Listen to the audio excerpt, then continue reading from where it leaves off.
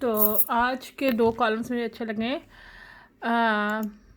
ایک جو ہے آج 15 تاریخ ہے، تو بھارت میں 5 تاریخی مسجد مندروں اور گردواروں میں تبدیل کر دی گئی.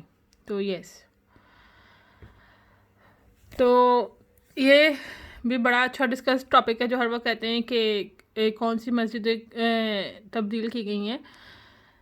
اسلام آباد میں بہت بڑے مندر کی تعمیر کے منصوبے اور استنبول میں آیا صوفیہ کو دوبارہ مسجد بنانے پر جاری بحث نے مسلمانوں کے کئی وہ زخم تازہ کر دیے ہیں جو وہ تقریباً بھلا چکے تھے. ایسے ہی ایک زخم دنیا کی سب سے بڑی جمہوریت ہونے کے دعوے دار ملک بھارت میں مسلمانوں کو لگا، جہاں کم از کم 5 تاریخی مسجدیں مندروں اور گردواروں میں تبدیل کی جا چکی ہیں. یہ چاروں مسجدیں بابری مسجد کے علاوہ ہیں، جسے رام جنم بھومی کے نام پر شہید کیا گیا. بھارت میں جن بڑی مساجد کو مندروں اور گردواروں میں تبدیل کیا گیا وہ سینکڑوں برس پرانی ہیں، کچھ تو مغلوں کی آمد سے بھی پہلے کی ہیں. یہ مساجد اتنی قدیم ہیں کہ انہیں تاریخی ورثہ قرار دے کر محفوظ بنایا جا سکتا تھا، تاہم ایسی کوئی کوشش نہیں کی گئی. نہ تو یونیسکو نے اور نہ ہی بھارتی حکومت نے ان تاریخی عمارات کو محفوظ بنانے کی کوشش کی. صرف تاج محل کو کی، کیونکہ اس سے پیسہ بہت آتا ہے. ان مساجد کی ایک اور اہم بات یہ ہے کہ ان کے حوالے سے ہندوؤں کا ایسا کوئی دعویٰ نہیں جس جگہ یہ قائم ہے وہاں پہلے ہندوؤں یا سکھوں کی عبادت گاہیں تھیں. یہ عمارات پہلی بار مسجد کے طور پر غیر متنازع مقامات پر تعمیر ہوئیں. اس کے باوجود آج وہاں بت رکھے ہیں. بھارت میں مساجد کو مندروں میں تبدیل کرنے کی ایک بڑی لہر تقسیم ہند کے فوراً بعد آئی، جب پاکستان سے بھارت پہنچنے والے شرنارتھیوں نے کچھ انتقام کے جذبے سے اور کچھ مسلمانوں کی عدم موجودگی کے سبب مساجد کو مندروں اور گردواروں میں تبدیل کیا. ایسی مساجد کا بھی شمار ممکن نہیں، تاہم بیشتر تاریخی مساجد کو مندروں میں تبدیل کرنا کسی وقتی لہر کے تحت نہیں تھا، بلکہ یہ کارروائی سوچے سمجھے منصوبے کے تحت کی گئی. دہلی سلطنت کے دور میں جب مسلمانوں کی عملداری ہندوستان میں بڑھنا شروع ہوئی تو غیاث الدین تغلق کے بیٹے محمد بن تغلق نے دہلی سلطنت کا دارالحکومت موجودہ بھارتی ریاست مہاراشٹرا میں دولت آباد کے مقام پر منتقل کر دیا.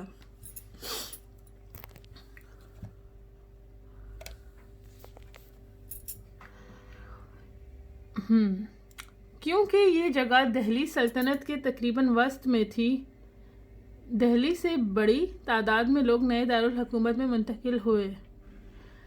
اس شہر کے لیے ذخیرہ آب کے قیام سمیت کئی طرح کے منصوبے مکمل کیے گئے.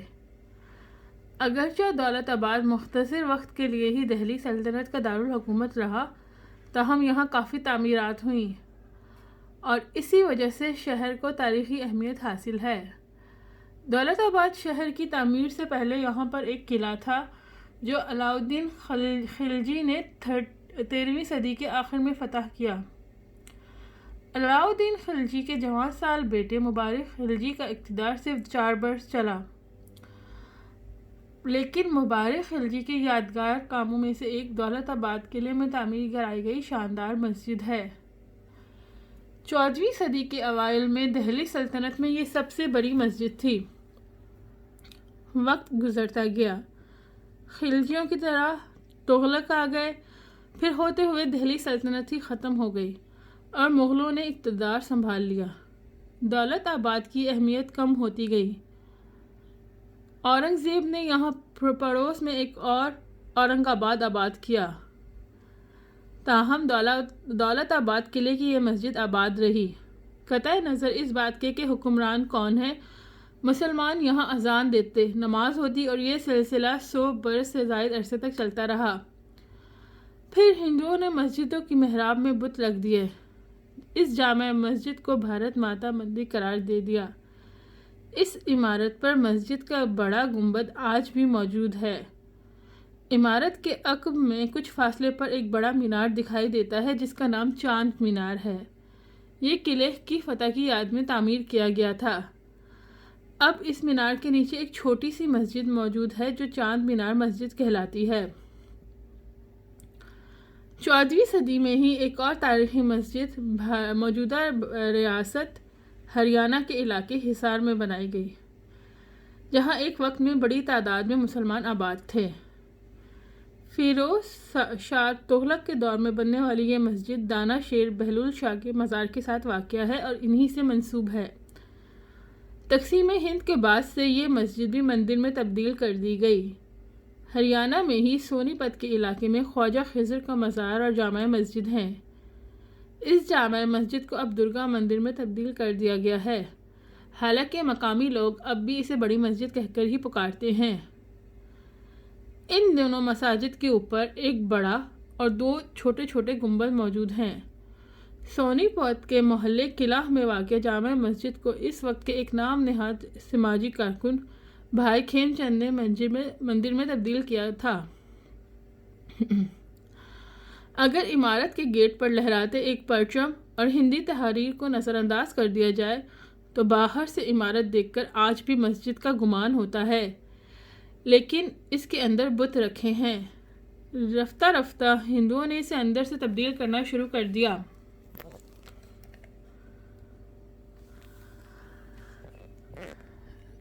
سونی پت کی جامع مسجد کے بارے میں خیال ہے کہ یہ 19ویں صدی میں تعمیر کی گئی تھی۔ ہریانہ ہی کے ضلع روہتک کی تحصیل مہم میں 16ویں یا 17ویں صدی میں تعمیر کی جانے والی مسجد کو گردوارے میں تبدیل کیا جا چکا ہے۔ یہ سفید رنگ کی خوبصورت عمارت ہے جس کے مینار اور گنبد تو موجود ہی ہیں، مرکزی گنبد کے اوپر نصب چاند بھی ابھی اصل حالت میں ہے۔ بھارتی دارالحکومت دہلی کے قریب ریاست ہریانہ میں تیزی سے ترقی کرتا ایک ضلع ہے جس کا سرکاری نام گروگرام ہے، لیکن لوگ اسے گڑگاؤں کہتے ہیں۔ اس ضلع میں فروخ نگر نام کا ایک شہر ہے جس کی بنیاد مغل گورنر فوجدار خان نے 1732 میں رکھی تھی، اور اس کا نام اس وقت کے مغل شہنشاہ فروخ سیر کے نام پر فروخ نگر رکھا گیا۔ شہر قائم ہوتے ہی اس میں عمارتوں کی تعمیر کا سلسلہ شروع ہو گیا۔ ان میں سے مذہبی لحاظ سے اہم ترین عمارت جامع مسجد تھی۔ پورے شہر کے مسلمان جمعے کی نماز یہیں ادا کرتے تھے۔ بھارتی تاریخ دان رانا صفوی کے مطابق تقسیم کے بعد جیسے ہی پاکستان سے ہندو اور سکھ یہاں پہنچے، اس مسجد کو مندر اور گرودوارے میں تبدیل کر دیا گیا۔ آج یہ جگہ سیتا رام مندر اینڈ گرودوارہ کہلاتی ہے۔ دوسری مساجد کے برعکس اس کی عمارت زیادہ محفوظ نہیں۔ ایک مینار گر چکا ہے، دوسرا آدھا باقی ہے۔ 3 میں سے 2 گنبدوں کو نقصان پہنچ چکا ہے۔ یہاں بھی محراب میں بت رکھے ہیں۔ یہ صرف ان چند مساجد کا ذکر ہے جو تاریخی اہمیت رکھتی ہیں اور تاریخی ورثے میں شمار ہو سکتی ہیں۔ بھارت میں یہ بات اہم ہے کہ جب بھی کوئی ہندو سیاستدان سیاست شروع کرنا چاہتا ہے تو وہ یہ دعویٰ کر دیتا ہے کہ فلاں مسجد کسی قدیم مندر کی جگہ بنی ہے اور پھر اس مسجد کو مندر بنا دیا جاتا ہے۔ So again I want to میں نے اس کو اس لیے پڑھا کیونکہ بہت دفعہ جب میں کچھ شیئر کرنا چاہتی ہوں تو وہ اردو میں ہوتا ہے اور ہر ایک کو اردو پڑھنا نہیں آتی۔ اس میں میرا اور دوسری بات یہ تھی کہ میں نے بعض سٹوریز جو ہیں وہ سیو کر کے رکھی تھیں اور جب میں نے انہیں دوبارہ کھولا تو وہ سیو نہیں تھیں، تو اس کا یہ بھی مقصد ہے تاکہ میں یہ سٹوری سیو کروں۔ اپنے پاس نہیں ہے، یہ پبلکلی ہے، جو بھی چاہے وہ سن سکتا ہے، اور آئی ہوپ یہ بہت انفارمیٹیو ہے۔ مجھے امت کے کالمز ہمیشہ بہت پسند ہیں اور میں چاہتی ہوں کہ اب پہلے تو میں ہمیشہ جو ہے وہ ویب سائٹ کا ایڈریس سیو کر لیا کرتی تھی، لیکن پھر میں نے سوچا کیوں نہ میں اس کو بول کے سیو کر لیا کروں تاکہ میرے بچے بھی بڑے ہوں گے تو وہ بھی سنیں گے، تو it's a good thing for them too. Okay جی، اللہ حافظ۔